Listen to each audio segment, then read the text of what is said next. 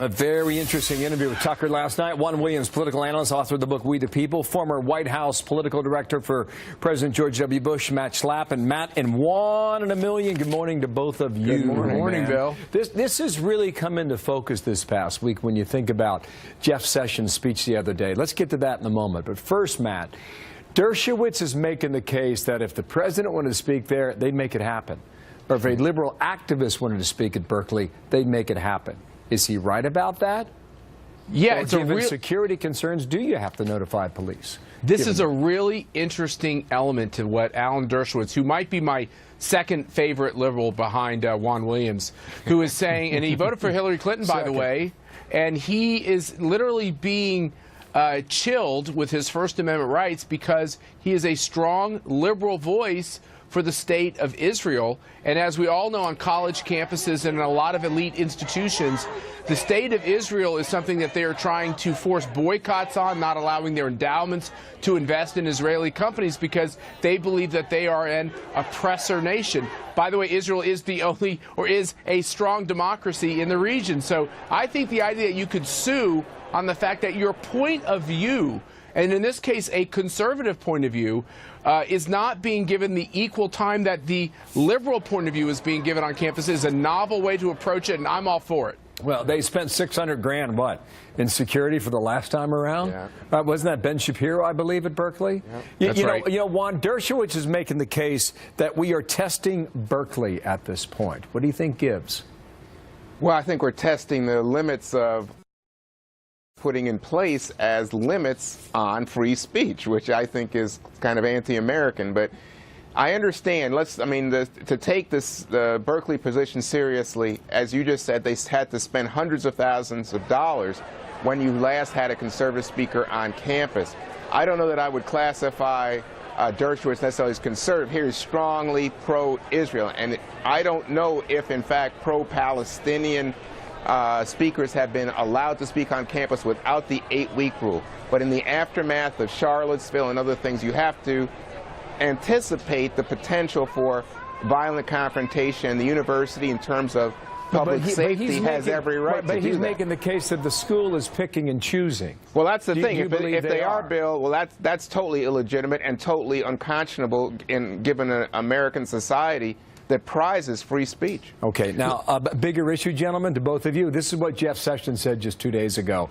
And the overall picture about First Amendment rights, free speech as it relates to conservative voices on college campuses.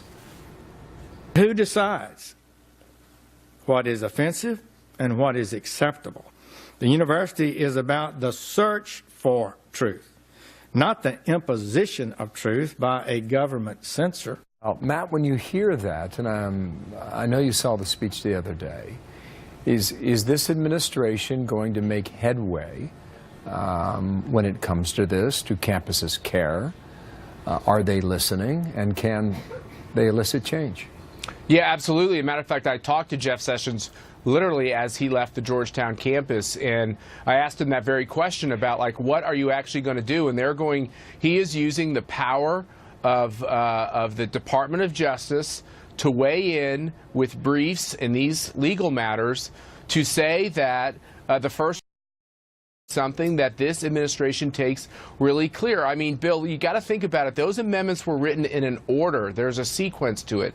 And our religious freedoms and our ability to speak freely politically, this is what undergirds our whole democracy. And the fact that we have an attorney general that's going to spend time on that is something I applaud, especially when it comes to the hypocrisy of these liberal elites on these campuses who are literally polluting the minds of our children and ruining the next generation and turning them into a bunch of politically correct thugs. It's got to stop. Juan, what do you think of that?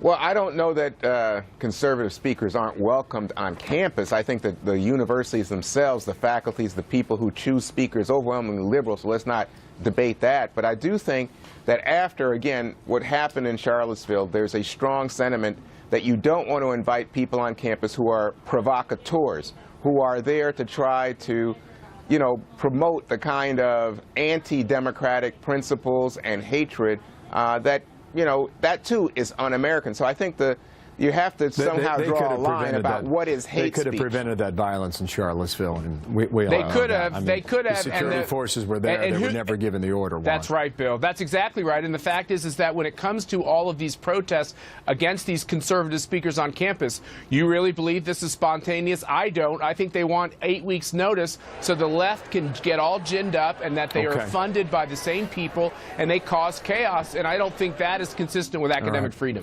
Gentlemen, I'm out of time. To Juan, Matt, your second favorite liberal? Hey, this is my #1 favorite. Oh, there you go. He's the second. He's the second and only. His wife is pretty good. His wife is excellent. Yeah. Thanks, Juan. Thank you, Matt. See you later, Shannon.